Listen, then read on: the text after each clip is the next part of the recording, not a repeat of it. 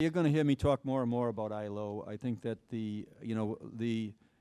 today we'll have the opportunity, and I think that is spelled out in the things that we have already given to everybody. There's no information that we're not providing, including meetings that we had prior to the bid going out with Mike McKee and with purchasing and with Jim Thorson. This is what I think about it. Let's think about where we were in March. I want everybody to kind of move back to where we were in March. The uncertainty, and it was written, basically, will Governor McKee be up to the task of entering into one of the worst crises in the history of the state of Rhode Island? I was very clear at that point in time. It was shots in the arms, it was reopening the economy, and it was reopening our schools. So we're going to show that we followed the procedures that were in place. We got really good, skilled people where we needed them, and they're doing important work.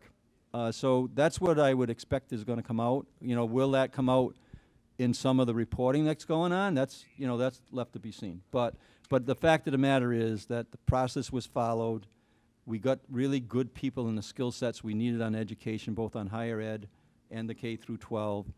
And not only are we leading the country in terms of vaccinations, leading the country in less infection rates, and that's something for everybody to be aware of and be proud of, but we also leading the country in terms of opening our economy.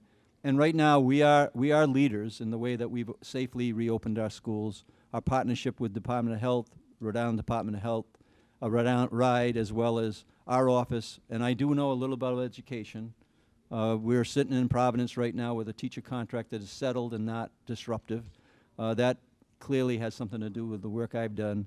So people can kind of question whether we're doing it right, but just look at my history in terms of what I've done in education. We know what we're going to be doing is important, and we know we followed the process that was outlined.